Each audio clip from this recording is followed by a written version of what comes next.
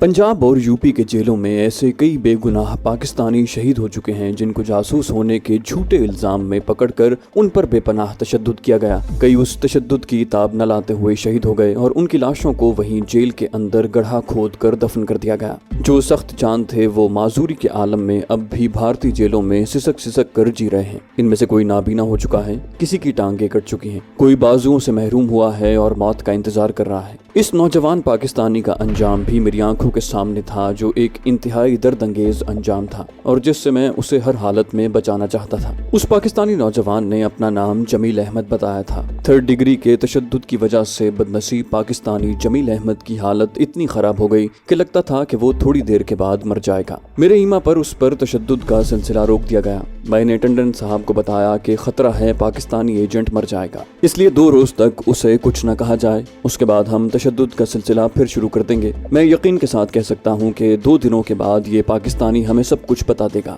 Mister Tandon ने 3rd degree तशद्दुद को 2 रोज के लिए बंद कर दिया। मैंने सुकून का सांस लिया और अब इन 2 दिनों में मुझे मिस्टर टंडन से निजात हासिल करना थी। हालात का पूरा जायजा लेने के बाद मैंने महसूस किया कि टंडन को अगर बाहर किसी जगह हलाक करता हूँ तो मेरे पीछे लगे हुए जासूस की रिपोर्ट मुझे उसके कत्ल में फंसा सकती थी। मेरे सामने अब सिवाय उसके दूसरा कोई रास्ता नहीं था कि मिस्टर टंडन को उसके ऑफिस में ही खत्म कर दिया जाए। ये इतना आसान काम नहीं था, लेकिन अगर मैं उसमें कामयाब हो जाता हूँ तो मुझ पर शुबा नहीं किया जा सकता था। मैंने प्लानिंग शुरू कर दी। मेरे जहन ने तमाम हालात को सामने रखते हुए मंसूबा बंदी शुरू कर दी। आखिर मैंने एक तरकीब पर अमल करने का फैसला कर लिया। हालात को देखते हुए यही एक तरकीब थी जिस पर मैं अमल कर सकता था। उस वक्त मुझे जहरीले सिगार बहुत याद आ रहे थे, चुनाचे मैंने एक ऐसा ही जहरीला सिगार खुद तैयार करने का फैसला किया। सारी स्कीम मेरे जहन में थी। इस स्कीम पर अमल करने से एक अहम तरीन फायदा ये था कि मुझ पर कोई भी शक नहीं कर सकता था। यूं सांप भी मर जाता और लाठी भी न टूटती। साइनाइड जहर सबसे ज्यादा सरीउल असर और मोहलक जहर है और हमारी इंटेलिजेंस की लेबोरेटरी में ये जहर जर्द रंग के जर्राती सुफूफ की शक्ल में मौजूद था। लेबोरेटरी में आते जाते मैंने उसे एक अलमारी में शीशी में पड़े देखा। उसके बाहर साइनाइड लिखा हुआ था। सुबह दफ्तर लगने के आधे घंटे बाद तक लेबोरेटरी का स्टाफ नहीं आता था। इस दौरान जमादार लेबोरेटरी खोलकर उसकी सफाई वगैरह करके चला जाता। यही वो वक्त था जब मुझे लेबोरेटरी से साइनाइड जहर की बहुत ही कलील मिकदार चुरानी थी। रात को मैंने 11 बजे के बाद बॉस से राब्ता कायम करने की कोशिश की, मगर शायद मौसम की खराबी के बायस मैं ऐसा न कर सका। ये पहला मौका था कि खराब मौसम मेरे और बॉस के दरमियान हायल हुआ। दूसरे दिन सुबह मैं वक्त पर दफ्तर पहुंच गया। तिवाड़ी अभी तक नहीं आया था। मैंने कागज का एक छोटा सा टुकड़ा काट कर तह करके जेब में रखा और लेबोरेटरी की तरफ टहलता टहलता चल पड़ा। लेबोरेटरी मेरे कमरे से एक ब्लॉक छोड़कर उसी बिल्डिंग में ही वाक़ थी। लेबोरेटरी खुली पड़ी थी। चपड़ासी भी अभी नहीं आया था। मैं यूं अंदर दाखिल हो गया जैसे मुझे किसी शय की तलाश हो। मैं उंगली पर बार बार फूंके मार रहा था कि अगर फर्ज करें कि कोई आ गया तो उसे कहूंगा कि उंगली दर्द कर रही है। स्पिरिट लगवाने आया था, मगर लेबोरेटरी बिल्कुल खाली पड़ी थी। मैं लंबे लंबे डग भरता सीधे कोने वाली अलमारी की तरफ गया। जेब से रुमाल निकाल कर अलमारी का दरवाजा खोला। रुमाल की ही मदद से साइनाइड की शीशी का ढकना खोलकर एक रत्ती से भी कम मिकदार में साइनाइड के चंद जर्रात कागज पर गिराए। शीशी बंद करके अलमारी में वहीं रखी। रुमाल से उसे दोबारा साफ कर दिया। कागज तय करके जेब में डाला। अलमारी बंद कर दी और अपनी उंगली को दूसरी उंगली से रगड़ता फूंके मारता अपने कमरे की तरफ चल पड़ा। खुशकिस्मती थी कि इस दौरान किसी से आमना सामना न हुआ। अपने कमरे में आकर बैठ गया। उस रोज जब मिस्टर टंडन ने रोजमर्रा मीटिंग के लिए अपने कमरे में बुलाया तो मैं उसके सिगार पीने के अंदाज को गौर से देखता रहा। ये बात मुझे पहले भी मालूम थी कि मिस्टर टंडन बेतहाशा सिगार पीते थे। उनकी मेज पर दाएं जानिब अखरोट की लकड़ी के बने हुए एक सिगार बक्स में मेडोना के सिगार हर वक्त पड़े रहते थे और ज्यादा से ज्यादा 3-4 दिन में खत्म हो जाते थे। मिस्टर टंडन सुबह के औकात में सुबह से शाम तक काफी सिगार पी जाते। उस शाम मैं दफ्तर से सीधा घर जाने की बजाय फूड स्टोर में चला गया।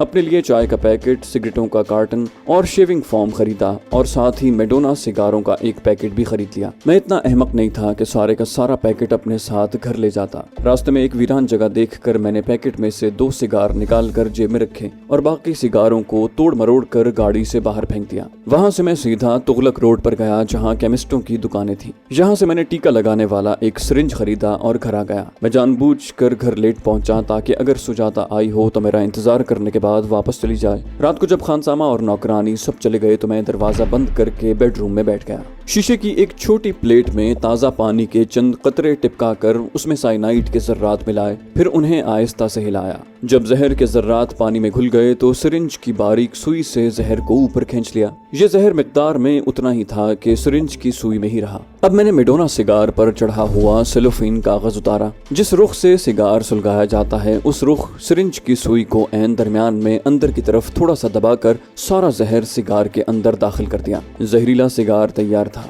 दूसरे सिगार को मैंने फौरन चूरा करके फ्लश में बहा दिया। जहर वाले सिगार को सेलोफेन के कागज में लपेट कर अपने सरहाने के नीचे रख लिया और अपनी स्कीम पर मजीद गौर करते सो गया। सुबह जब नाश्ते के बाद दफ्तर गया तो जहरीला सिगार मेरे साथ था। मिस्टर टंडन का कमरा मेरे कमरे से 2 कमरे छोड़कर था। वो बड़ा अफसर था। उसका चपड़ासी भी अपने आप को किसी से कम नहीं समझता था, चुनाचे वो भी देर से आता। ये बात मेरे हक में बहुत अच्छी थी। जिस वक्त मैं दफ्तर पहुंचा टंडन और उसके चपड़ासी में से कोई भी ना आया था। मैं सीधा मिस्टर टंडन के एयर कंडीशनड कमरे में चला गया। जहरीला सिगार मेरी जेब में था। मैंने जाते ही रुमाल अपनी उंगलियों के गिर्द लपेट कर मेज वाले सिगार बक्स को खोला। बक्स में सिर्फ 4-5 सिगार ही बाकी रह गए थे। मुझे खुशी का एहसास हुआ क्योंकि इस लिहाज से मिस्टर टंडन की मौत ज्यादा दूर नहीं थी। ये तमाम सिगार मेडोना के थे। मैंने रुमाल की मदद से जेब से मेडोना का सिगार निकाला, उसे थोड़ा पूंछ करके अगर कहीं मेरी उंगलियों के निशान रह गए हों तो वो भी दूर हो जाएं। फिर सिगार बक्स में उसे इस जाविये पर रख दिया कि सबसे पहले टंडन का हाथ उसी सिगार पर पड़े।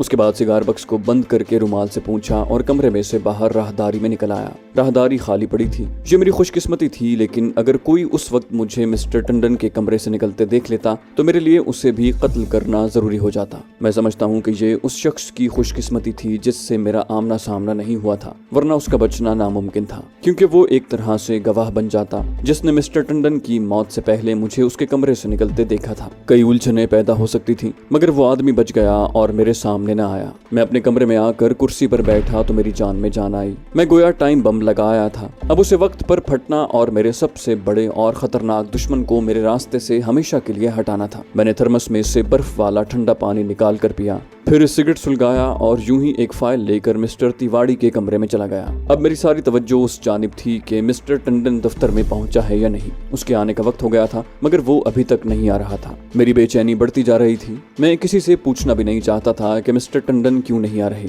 मैं अपनी मेज पर बैठा फाइल पर काम कर रहा था कि मिस्टर तिवाड़ी ने फोन पर मुझे बताया कि मिस्टर टंडन आज दफ्तर नहीं आ रहे, उनकी तबीयत खराब है। मेरा चेहरा ये सुनते ही उतर गया। अब वो जहरीला सिगार मुझे टंडन के कमरे में जाकर वापस लाना था, मगर अब टंडन का चपड़ासी आ गया था और वो कमरे के सामने बेंच पर चौकस था। मैं उसके सामने टंडन के कमरे में दाखिल नहीं होना चाहता था। मैंने अपना प्रोग्राम अगले रोज के लिए मुलतवी कर दिया। दोपहर के बाद मैं कुछ कागजात लिए खुद मिस्टर तिवाड़ी के कमरे की तरफ जा रहा था कि अचानक मेरी नजर मिस्टर टंडन पर पड़ी, जो सुनहरी ऐनक लगाए खद्दर के कांग्रेसी लिबास में हाथ में ब्रीफकेस लिए राहदारी में चला रहा था। मेरा दिल खुशी से बाग बाग हो गया। मैं उसके साथ साथ मौत को भी आता देख रहा था। मैंने हाथ जोड़कर नमस्कार किया और पूछा, सर आपकी तबीयत कैसी है? मिस्टर टंडन ने बनावटी अंदाज में मुस्कुराते हुए कहा, अब ठीक हूँ। सुबह सर में दर्द था। अब सोचा घर बैठ कर क्या करूंगा, बस दफ्तर चला आया। मैंने अपने दिल में कहा, तेरी मौत तुझे खींच कर ले आई है, वरना तू यहाँ क्यों आता। मिस्टर टंडन का चपड़ासी दरवाजा खोले अदब से एक तरफ खड़ा था। टंडन अपने कमरे में चले गए और मैं तिवाड़ी के कमरे में आ गया। मैंने उसे बताया कि मिस्टर टंडन आ गए हैं। वो सीधा होकर बैठ गया। ये क्यों आ गया है? इसे दफ्तर के बगैर चैन नहीं आता। सेक्रेटरी ने बेजारी से कहा, कैप्टन तुम ये क्या लाए हो? मैंने कागज दिखाते हुए कहा, मिस्टर तिवाड़ी ये दस्तखत पहचानते हो? मेरा ख्याल है नकली नहीं है। दस्तखत डीजी रामामूर्ति के थे, बिल्कुल असली थे। मैं वैसे ही बहाना बना रहा था। तिवाड़ी ने कागज हाथ में लेकर गौर से दस्तखत देखे और बोला, बिल्कुल रामामूर्ति साहब के हैं। तुम्हें कैसे ख्याल आ गया कि ये नकली है? मैंने मुस्कुराते हुए कहा, तिवाड़ी साहब आपको तो मालूम ही है कि आजकल हालात कैसे हैं, फूंक फूंक कर कदम रखना पड़ता है। मैंने तिवाड़ी को अपने पैकेट में से सिगरेट पिलाया और हाथ कागज में लिए गुनगुनाता हुआ अपने कमरे की तरफ चल पड़ा। मैं कनखियों से मिस्टर टंडन के कमरे की तरफ देख रहा था। कुछ मालूम नहीं था कि कुर्सी पर बैठते ही उसने जहरीला सिगार ही उठाकर सुलगा लिया हो और अब तक वो अंदर मर भी चुका हो। चपड़ासी बाहर बेंच पर चाको चौबंद होकर बैठा था। मैं अपने कमरे में दाखिल हो गया। कई बार चाहा कि टंडन साहब को फोन करूं, यूं ही पूछूं कि आज मीटिंग किस वक्त करेंगे, ये मालूम करूं कि वो अभी तक जिंदा है कि नहीं, मगर मैं हर बार फोन करते करते रुक जाता। अचानक फोन की घंटी बोल पड़ी। मेरा दिल धड़क उठा। मैंने रिसीवर उठाया। दूसरी तरफ से टंडन साहब ही बोल रहे थे। कमबख्त अभी जिंदा था। उसने मुझे मीटिंग के लिए बुलाया। मैं कैसे इनकार कर सकता था? सोचा जाने में कोई हर्ज भी नहीं है। अगर उसने मेरे सामने भी सिगार सुलगाया तो उसकी मौत आनन फानन वाक़ हो जाएगी और वो किसी को पुकार भी नहीं सकेगा। मैं शोर मचाऊंगा कि टंडन साहब को कुछ हो गया है। इतना मुझे मालूम था कि साइनाइड जहर को अगर तंबाकू में मिलाकर पिया जाए तो पोस्टमार्टम करते वक्त मौत की वजह जहर खोरानी दरियाफ्त करना बहुत मुश्किल होता है। ऐसे केस में आमतौर पर यही समझा जाता है कि आदमी की मौत दिल की हरकत बंद हो जाने से वाक़ हुई है। फिर भी मैं नहीं चाहता था कि टंडन की मौत के वक्त मैं उसके पास मौजूद हूँ। फिर ख्याल आया कि ये भी तो हो सकता है कि वो अभी जहरीला सिगार न पिए। उस सिगार की बारी कहीं दोपहर के बाद या शाम के वक्त आए। मैं टंडन साहब के कमरे में दाखिल हुआ तो वहाँ सेक्रेटरी नंबर 2 मिस्टर तिवाड़ी पहले से मौजूद था। मैं परेशान सा हो गया। तिवाड़ी को वहाँ नहीं होना चाहिए था, मगर मैं उसे वहाँ से बाहर जाने के लिए नहीं कह सकता था। मैंने टंडन को नमस्कार किया और खामोशी से उनके सामने वाली कुर्सी पर तिवाड़ी के पास ही बैठ गया। हम मिस्टर टंडन के सामने सिगरेट नहीं पीते थे, मगर वो हमें इसरार करके सिगरेट पिलाने पर मजबूर कर देता। मिस्टर टंडन हस्बे मामूल सिगार मुंह में लगाए हुए था। सिगार आधे से ज्यादा जल चुका था, जिसका मतलब ये था कि ये जहरीला सिगार नहीं है। मिस्टर टंडन ने मीटिंग शुरू कर दी। एडमिनिस्ट्रेशन के मसाइल पर तबादला ख्याल शुरू हो गया। फाइलें खुल गईं। पुराने रिकॉर्ड हवाले के लिए देखे जाने लगे। मेरा ध्यान टंडन के सिगार की तरफ था जो जल चुका था। टंडन ने सिगार एस्ट्रे में मसल दिया, फिर सफेद रुमाल होंठों पर फेरा और दफ्तरी बहस मुबाहसे में मसरूफ हो गया। मुझे यकीन था कि वो अभी बक्स में से सिगार निकाल कर सुलगाएगा और पहले ही कश के बाद या ज्यादा से ज्यादा दूसरे कश के साथ ही वो मेज पर मुंह के बल गिरेगा, मगर वो अपने काम में लगा हुआ था। अचानक उसका हाथ सिगार बक्स की तरफ गया। उसमें देखे बगैर उसने मैडोना का पतला लंबा सिगार निकाला। सारे सिगार एक ही तरह के थे। मैं पहचान न सका कि ये मेरा सिगार है या पहले से पड़े हुए सिगारों में से एक सिगार है। मेरे दिल की धड़कन कदरे तेज हो गई। टंडन साहब ने बातें करते हुए लाइटर से सिगार सुलगा लिया। उसके 2 एक कश खींचे और बातें करने लगे। सिगार उनकी उंगलियों में सुलग रहा था। मेरी सारी तवज्जो सिगार की तरफ थी। उसने थोड़ी देर के बाद मजीद 2 कश लगाए। बस अब वो मर जाएगा, सर आगे को डालकर मेज पर गिर पड़ेगा, लेकिन ऐसा न हुआ।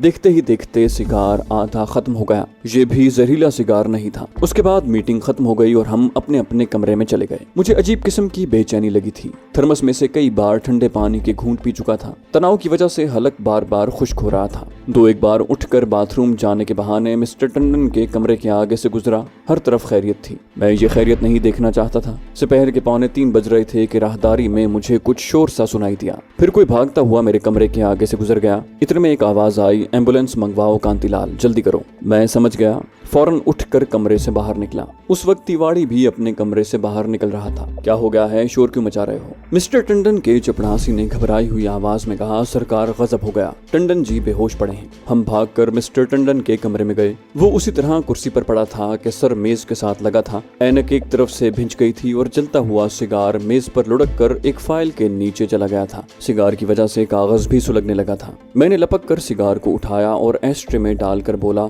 हे भगवान, टंडन जी को क्या हो गया है? तिवाड़ी ने टंडन के सर को पीछे कुर्सी के साथ लगाया तो वो लुढ़क कर सीने से जा लगा। मैंने कहा, टंडन जी बेहोश हो गए हैं, मेरा ख्याल है दिल का दौरा पड़ गया है, फौरन अस्पताल फोन करो। मैंने तिवाड़ी के जाते ही पहला काम ये किया कि जहरीले सिगार को बुझाकर अपनी जेब में डाल लिया। इतने में दफ्तर के दूसरे लोग भी घबराए हुए कमरे में आ गए। एम्बुलेंस बाहर पहुंच चुकी थी। हम सब ने टंडन साहब को उठाया और बाहर लाकर एम्बुलेंस में डाल दिया। मैंने टंडन के जिस्म को हाथ लगाते ही महसूस कर लिया था कि वो मर चुका है, मगर इन सब लोगों का यही ख्याल था कि वो दिल के दौरे की वजह से बेहोश हो गए हैं। मैं और तिवाड़ी एम्बुलेंस में बैठकर अस्पताल गए। अस्पताल में उसी वक्त मिस्टर टंडन को इमरजेंसी वार्ड में लेटाकर डॉक्टर ने स्टेथोस्कोप लगाकर देखा और सर को नफी में हिलाते हुए बोला, ये तो मर चुके हैं। मैं भागकर एक और डॉक्टर को ले आया। उसने भी चेकिंग करने के बाद यही कहा कि ये शख्स मर चुका है। इतने में पुलिस के 2 सिपाही वहां आ गए। उन्होंने हमसे पूछगिछ शुरू कर दी कि आप लोग इसे कहां से लाए हैं, ये कौन है और इसे क्या हुआ है, वगैरह वगैरह। मिस्टर तिवाड़ी ने उन्हें बताया कि मिस्टर टंडन सेंट्रल गवर्नमेंट के आला अफसर थे। सिपाही बोला, लाश का पोस्टमार्टम होगा। तिवाड़ी ने झुंझलाकर कहा, अरे चाहे जो कर लेना, पहले मुझे इनके घर वालों को इत्तला करने दो। वो मेज की तरफ फोन करने बढ़ा। मैंने जेब से रुमाल निकाल कर आंखों पर रख लिया और यूं ही सिसकियां लेनी शुरू कर दी। हालांकि मेरी आंखों में एक भी आंसू नहीं था, मगर मैं यही जाहिर कर रहा था कि जैसे मुझे मिस्टर टंडन की मौत का बेहद गम है। मुझे खुशी इस बात की थी कि मेरे जहरीले सिगार का तजुर्बा कामयाब रहा था। अब मैं खुद इस किस्म का सिगार तैयार कर सकता था। लेकिन पोस्टमार्टम की रिपोर्ट से मैं कुछ खौफजदा था। मुमकिन था पोस्टमार्टम रिपोर्ट में ये जाहिर कर दिया जाए कि मिस्टर टंडन को साइनाइड जहर देकर हलाक किया गया है। ऐसी सूरत में दफ्तर में तफ्तीश का एक नया सिलसिला शुरू हो जाता और हमसे भी पूछगिछ हो सकती थी, क्योंकि मिस्टर टंडन के साथ उस रोज हमने मीटिंग भी की थी। बुझा हुआ जहरीला सिगार अभी तक मेरी जेब में था। अब उसे जाया करने का मरहला आ गया था। मैं मुंह धोने के बहाने इमरजेंसी वार्ड के बाथरूम में घुस गया। सबसे पहला काम मैंने ये किया कि लेटरिन में जाकर सिगार का चूरा करके फ्लश में बहा दिया। फिर बाहर आकर मुंह धोया और जल्दी से बाहर आ गया। मैंने मल मल कर अपनी आंखें लाल कर ली। थोड़ी ही देर बाद टंडन के घर वाले और दफ्तर के दूसरे लोग भी वहां पहुंच गए। डीजी मिस्टर रामामूर्ति भी वहां पहुंच गए। एक कोहराम समझ गया। टंडन की बीवी, लड़की और लड़के धाड़े मारकर रो रहे थे। मैं भी एक तरफ दीवार से लगकर आंसू बहाने की कोशिश कर रहा था। इतने सारे लोग रो रहे हों तो आंसू अपने आप निकल आते हैं। मेरे साथ भी यही हो रहा था। हालांकि मुझे टंडन की मौत की खुशी थी, मगर बाकी लोगों की गिरियाजारी की वजह से मेरे आंसू निकल आए, और ये एक तरह से अच्छा ही हुआ। मेरा उस वक्त रोना बहुत जरूरी था। लाश पोस्टमार्टम के लिए मुर्दा खाने ले जाई गई। घर वाले पोस्टमार्टम के हक में नहीं थे, मगर डीजी रामामूर्ति और हेडक्वार्टर के दूसरे अफसरान हर हालत में पोस्टमार्टम करवाना चाहते थे। उन्होंने टंडन के लवाहिकीन से कहा कि चूंकि टंडन साहब इंटेलिजेंस के चीफ थे, इसलिए हुकूमत की जानिब से खुसूसी अहकामात जारी हुए हैं कि पोस्टमार्टम जरूर करवाया जाए, ताकि टंडन साहब की मौत की असल वजह मालूम हो सके। चूंकि भारत की वजारत दाखिला जाती तौर पर इस केस में दिलचस्पी ले रही थी, इसलिए रात के 8 बजे ही हमें पोस्टमार्टम रिपोर्ट मिल गई। उस वक्त तक मेरी जान गोया सूली पर लटकी हुई थी। मैंने दिल में सजदा शुक्र अदा किया। पोस्टमार्टम रिपोर्ट में टंडन की मौत की वजह हरकत कल्ब का बंद हो जाना बताई गई थी। मुझे आज भी यकीन है कि ये रिपोर्ट हुकूमत के दबाव की वजह से तेजी से तैयार की गई थी, वरना ये नामुमकिन था कि पोस्टमार्टम में मिस्टर टंडन के फेफड़ों से साइनाइड जहर के असरात का सुराग न मिलता। बहरहाल ये रिपोर्ट मेरे हक में थी। दूसरी सूरत में मेरे लिए मजीद मुश्किलात पैदा होने का इम्कान था। इस रिपोर्ट के बाद दफ्तर में हर किसी की जबान पर था कि टंडन साहब सिगार बेतहाशा पीते थे, इसी वजह से उन्हें हार्ट अटैक हुआ है। मैंने इस गुमान को यकीन में बदलने के लिए ये कह दिया कि टंडन जी ने तो एक बार सीने में दर्द की शिकायत भी की थी। मिस्टर टंडन ने मेरे सर पर जो तलवार लटका रखी थी, उससे मुझे निजात मिल गई थी। मेरा ख्याल था कि तिवाड़ी इस अमर से आगाह था कि टंडन साहब ने मेरे पीछे मुसलसल आदमी लगा रखे हैं। ताहम मैं अब भी चौकस था और ऐसी कोई हरकत करने को तैयार न था जो मुझे किसी जाल में उलझा देती। अब मेरे सामने सबसे पहला काम उस बेगुनाह पाकिस्तानी मुसलमान नौजवान को भारतीय तशद्दुद से निजात दिलवाना था, जिस पर साइरस की तबाही का इल्जाम जबरदस्ती जड़ दिया गया था। 2 रोज उस पर तशद्दुद न किया गया था। मैं उससे मिलने गया तो उसकी हालत कदरे बेहतर थी। वो फर्श पर सीधा लेटा था। उसकी आंख की सूजन भी कम हो गई थी, मगर रंग जर्द था और चेहरे पर खौफ व हरास वैसे ही था। मुझे देखते ही वो हाथ बांध कर उठा और आजिज़ी से बोला, महाराज जी, मैं बेगुनाह हूँ। मैं अल्लाह रसूल सल्लल्लाहु अलैहि वसल्लम की कसम खाकर कहता हूँ कि मैं बेगुनाह हूँ। मैं तो वीजे पर यहाँ मामू से मिलने आया था। भारतीय इंटेलिजेंस के 2 जल्लाद किस्म के मरहट्टे उस पाकिस्तानी पर तशद्दुद करने के लिए बिल्कुल तैयार थे। उनके हाथों में तेज धार वाले चाकू थे, जिनसे उन्होंने गरीब पाकिस्तानी मुसलमान नौजवान के हाथों के नाखून छीलने थे। मैंने गुस्सीली नजरों से पाकिस्तानी नौजवान की तरफ देखा और रोबदार आवाज में कहा, तुम बकवास करते हो। तुम पाकिस्तानी एजेंट हो। तुम्हें पाकिस्तान में ट्रेनिंग देकर तकरीबकारी के लिए भारत भेजा गया है। पाकिस्तानी जमील अहमद ने आसमान की तरफ हाथ उठा दिए और बोला, मेरा खुदा और रसूल गवाह है महाराज, मैं जासूस नहीं हूँ, मैं जासूस नहीं हूँ। इस पर एक हिंदू मरहट्टे ने पूरी ताकत से पाकिस्तानी जमील अहमद को मुक्का जड़ दिया। जमील अहमद की चीखें निकल गईं। मेरा दिल चाहा कि उस मरहट्टे की गर्दन तोड़ डालूं, मगर मैं जहर के घूंट पी कर रह गया। सिर्फ हाथ के इशारे से मरहट्टे को एक तरफ हटने का इशारा किया। पाकिस्तानी जमील अहमद दोहरा हो गया था। मैंने उसके बालों को खींच कर सर ऊपर उठाया और गजबनाक आवाज में कहा, अगर तुमने अपने साथी पाकिस्तानी एजेंटों के नाम पते न बताए तो मैं तुम्हें भी दूसरे पाकिस्तानी एजेंटों के साथ गोली से उड़ा दूंगा। हमने 4 पाकिस्तानी एजेंट पकड़े हुए हैं, जिन्हें थोड़ी देर बाद मैं खुद गोली से उड़ा रहा हूँ। फिर मैंने मरहट्टे सिपाहियों से कहा कि 4 पाकिस्तानी जासूसों को बाहर राहदारी की दीवार के साथ बांध कर खड़े कर दो। मरहट्टे मेरी बात समझ गए थे। वो तेजी से बाहर निकल गए। मैं पाकिस्तानी जमील अहमद से कुछ कहते कहते रह गया। ख्याल आ गया कि यहाँ यकीनन खुफिया माइक्रोफोन लगा होगा, जो टंडन ने महज मेरी सरगर्मियों को नोट करने के लिए लगाया होगा। मैंने पाकिस्तानी को लात मार कर पीछे गिरा दिया और चिल्लाते हुए कहा, मुझे मुसलमानों से राज उगलवाना आता है। अभी तुम्हें भी जहन्नुम जहन्नम में पहुंचाता हूँ, साथ ही तेरे मामू और उसके बच्चों को भी खत्म कर दिया जाएगा। बेचारा नौजवान सिसकियां भरकर रोने लगा। मैं बाहर राहदारी में आ गया। अब यहाँ एक ड्रामा शुरू हो गया। मैं बुलंद आवाज से बोला, इन चारों को दीवार के साथ बांध दो। फिर थोड़ी देर बाद बुलंद आवाज में कहा, अब भी वक्त है, बल्कि ये तुम्हारा आखिरी वक्त है। अगर तुम इस वक्त भी अपने साथी पाकिस्तानी जासूसों के नाम और पते बता दो तो मैं तुम्हारी न सिर्फ जान बख्शी कर दूंगा, बल्कि तुम्हें पाकिस्तान की सरहद तक भी पहुंचा दिया जाएगा। एक लम्हे के लिए मैं खामोश हो गया। उसके बाद फिर चीख कर कहा,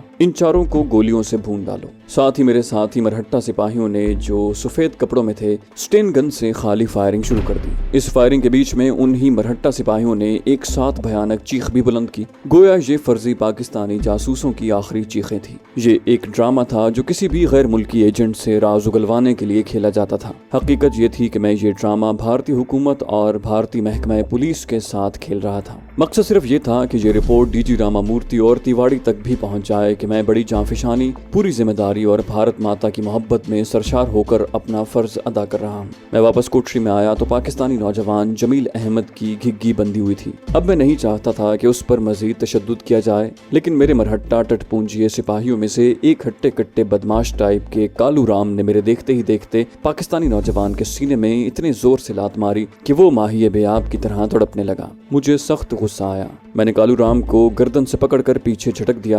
वो दीवार से जा टकराया और हक्का बक्का होकर मेरी तरफ देखने लगा। मैंने उसे डांट पिलाते हुए कहा, उल्लू के पट्टे, हमें इसे जिंदा रखना है, इससे मालूमात हासिल करनी है। अगर ये मर गया तो हम इंफॉर्मेशन कहाँ से लेंगे। मैंने जल्दी से पाकिस्तानी नौजवान को संभाला, उसे फौरन कले की डिस्पेंसरी में भिजवा दिया। मगर मेरी मौजूदगी में ही उस बदनसीब पाकिस्तानी नौजवान ने, जो बिल्कुल बेगुनाह था, दम तोड़ दिया। मरहट्टा सिपाही कालू राम का ठुड्डा उसके दिल के ऊपर जाकर लगा था। मेरा जी चाहा कि मैं उसी वक्त उसी लम्हे कालू राम को शूट कर दूं, मगर मैं नहीं कर सकता था। मैंने फैसला कर लिया कि इस जालिम आर्मी से अपने बेगुनाह पाकिस्तानी भाई के खून का बदला जरूर लूंगा। जब इस हादसे की खबर रामामूर्ति यानी भारतीय डायरेक्टर जनरल सेंट्रल इंटेलिजेंस को हुई तो वो सटपटा कर रह गया। उसने मुझे और तिवाड़ी को सख्त डांट पिलाई कि हम लोगों के हाथों आई हुई सोने की चिड़िया निकल गई। उसने फौरन हुक्म दिया, 24 घंटे के अंदर अंदर दिल्ली शहर में आए हुए किसी और पाकिस्तानी को गिरफ्तार करके पेश कर दो। मैं प्राइम मिनिस्टर को क्या जवाब दूंगा, वो तीनों को डिसमिस कर देंगी। ये रामामूर्ति भी अजीब मिट्टी का बना हुआ था। तफ्तीश करने और सुराग रसानी से काम लेने के बजाय वो खामखा पाकिस्तानियों को मौत के मुंह में झोंक रहा था। तिवाड़ी ने बाहर निकलकर मुझे कहा, मेहता जी,